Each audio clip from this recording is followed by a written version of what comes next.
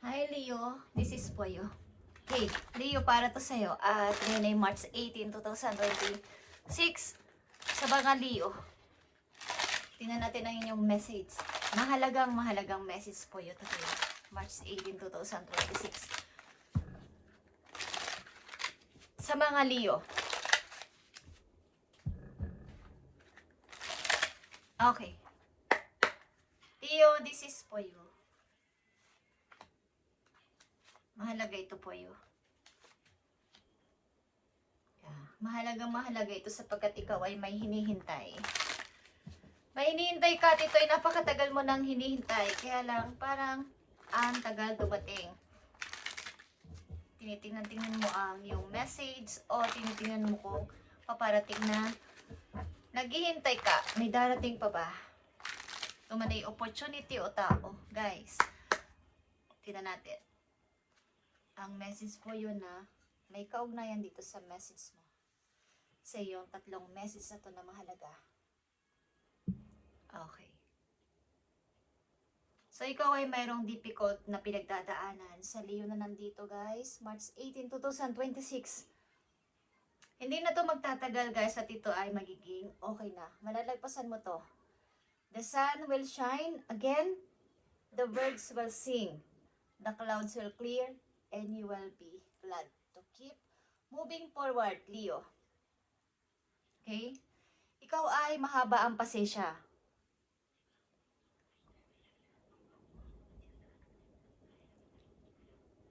Guys, yung pasensya mo na to ay bibigyan ka ng reward ni God.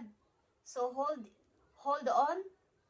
You are far stronger than you think. Huwag mong sabihin na ikaw ay mahina at walang magagawa. Okay, Leo. Malapit na itong magtapos. Those difficult times will pass. Ang araw ay muling sisikat, ang mga ibon ay muli mong maririnig na huhunin ng napaka masaya at ang clouds ay maahawi na. Okay, ibig sabihin, yung mga problema mo o mga pinagdadaanan mo sa ngayon ay unti-unti nang magiging clear at ito ay reward sa iyo ni God. Okay, unang message for you, the chariot. Okay guys, ito ay victorious. Guys, the chariot is here. At ito ay pagpili sa isang lalandasin mo na napaka mahalaga this time. Kumbaga, ito yung lugar o tao na yung pipiliin na talaga magdadala sa iyo sa tagumpay. Unang message sa iyo ay the chariot and Nine of Wands is here and the Emperor. Guys, andito ang Libra, Cancer, andito ang Sagittarius at nandito ang Aries sa iyong chart. Ang mga energy na nandito ay Cancer, Sagittarius at Emperor.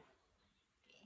Matagal mo na itong hinihintay at kumbaga sa isang traffic light is ang tagal mo naghihintay doon, ang tagal mag-green para ikaw ay tatawid na, para ikaw ay mag-go na. At nandito na yon guys. Kailangan mo na mamili at patunayan mo na kaya mo. At Nine of Wands is here. Protektahan ang sarili. Huwag magtanggap na mga problema na hindi mo kaya.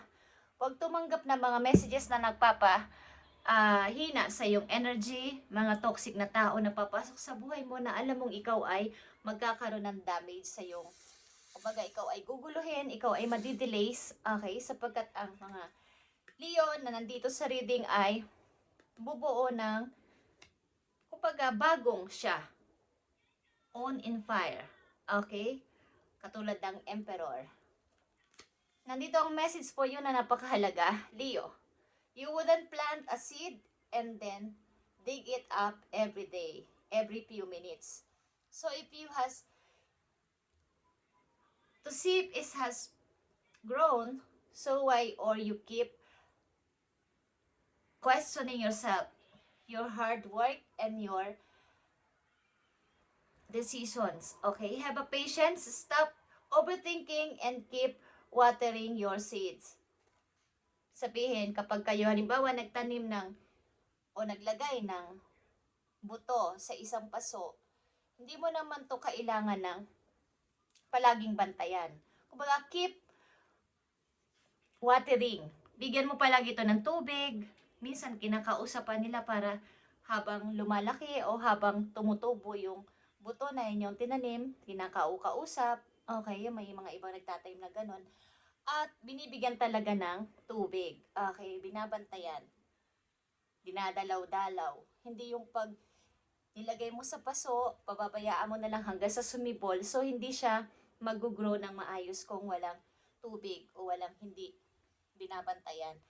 Okay, so ang inyong ginagawa kasi ay mahabang pasensya sa inyong buhay hanggang ngayon. Kumbaga, hindi kayo sumusuko sa anuman ng inyong nararamdaman, naranasan, o naranasan pa rin hanggang ngayon. So, ito ay nakikita ni God. Leo, ang inyong pag-grow about doon. Galing doon sa mga sakit, sa mga hirap na inyong dinadanas o dinanas, is alam ni God yun. So, ikaw ay bibigyan niya ng reward dito para sa inyong mahabang pasensya sa mga pinagdadaanan mo. So, kung ikaw ay may hinihintay na Leo, darating na to, huwag kang mag-overthink. Napakahaba ng iyong pasensya. Guys, andito ang Temperance at the Empress. At nandito din ang Emperor, guys. Ito ay dalawang mahalagang major arcana. The Empress is Queen of the Queens. Siya yung reyna ng mga reyna. At the Emperor is King of the Kings. Okay? Siya yung hari ng mga hari. So, napakaganda. Kung kayo ay may mga binabalak at gusto nang pagdesisyonan, tumating na to, hinihintay nyo na to, wag na kayo magpatumpik-tumpik pa at umuo na. Okay? Kung ano man to. Sapagkat may pamimilian kayo dito. Sa inyong hinihintay na to. Kita o man to o opportunity. I mean, career. Okay, trabaho or tao na inyong hinihintay is pumili na kayo ng isa. Wag na kayong magpa-delays pa. Okay. So, kayo kasi yung tao na kapag kayo, halimbawa lang guys, is yung may bata kayong binabantayan. Pag umalis na yung yung nagpapabantay sa inyo is yung ilan sa example to guys, okay? Is hindi na binibigyan ng pansin yung binabantayan nila. So, ginagawa nila yung gusto nila at wala na silang pakailan dun sa kanilang binabantayan. So, ang mga Leo na nandito, kahit walang nakakakita at walang nakakapansin, is honest siya sa kanyang ginagawa. Hindi niya pinababayaan yung binabantayan niya or kahit wala nakakakita. Okay? So, nakikita yun ni God kahit hindi naman nakikita ng ibang tao ang inyong ginagawa. Is alam ni God ang inyong patience at pagtitiis. Dito, katulad ng paglalagay nga ng buto sa paso is binabantayan mo tong mabuti at hindi ka nagpapabaya. Okay? Kung ano man ang mga dinadala nyo sa buhay sa ngayon, kung anong problema yan sa pamilya, sa mga anak o sa inyong sarili o sa inyong kinakasama o sa asawa, sa mga Leo na nandito ay hindi kayo nagpapabaya kahit sila ay pabayang tao, kahit sila ay hindi maayos sa inyo ang pakikitungo, andun kayo lagi naka-support behind the scene. Okay. Sa Leo, bibigyan ka ng reward ni God dito. So, andito ang caution, Leo. Ito ay isang road. Okay. Be careful not to overspeed on what wants instead of needs. Okay. So, about needs and wants. Ano ba talaga ang need ko at ano ba talaga ang want ko? Yun guys. So, ito lang ang inyong tandaan. Yung pagpili sa want at need. Okay. Iba yung need, iba yung want. Iba yung gusto lang pero hindi naman kailangan. Iba yung kailangan pero hindi gusto. Okay, magkaiba yun guys. So, yan ay inyong pakiramdaman sa inyong sarili bago kayo magdesisyon kung ano man ang inyong pagdidesisyonan sa buhay simula sa araw na to guys. Iba yung want, iba yung gusto lang pero hindi kailangan. Halimbawa sa pagbili ng mga gamit. Okay?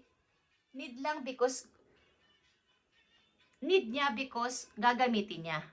Okay? Kailangan mong gamitin, kaya mo nga binili yung gamit na yon. So, hindi mo lang binili para iimbak sa bahay. Dahil nakita mo lang na gusto mo. Okay? Iba yung gusto at iba yung needs. Kailangan gamitin. Kailangan everyday. So, may pakinabang yung pagbili nyo doon. Okay? Hindi sayang yung money. Iba yon. Iba yung want lang, gusto lang pero iimbak na lang sa isang tabi at pababayaang maluma lang siya. Okay guys? So ito ay all about sa inyong career or sa inyong money. Sa pagmamanage ng inyong money. Exercise cautions when making financial decision, guys. Tandaan niyo yan, Leo, sa mga Leo na nandito. Yung want at saka need ninyo is magkaiba. At what's your cash flow? Okay? Cash flow. Kung ano lang yung inyong kailangan, o yung kailangan gamitin, at talagang gagamitin nyo o kailangan nyo yun lang dapat na bilhin or pag-aksayahan ng pera. Kesa sa gusto lang dahil gusto lang pero hindi naman kailangan. Okay guys. So Leo, tingnan natin ang inyong last message. Papating sa inyo to.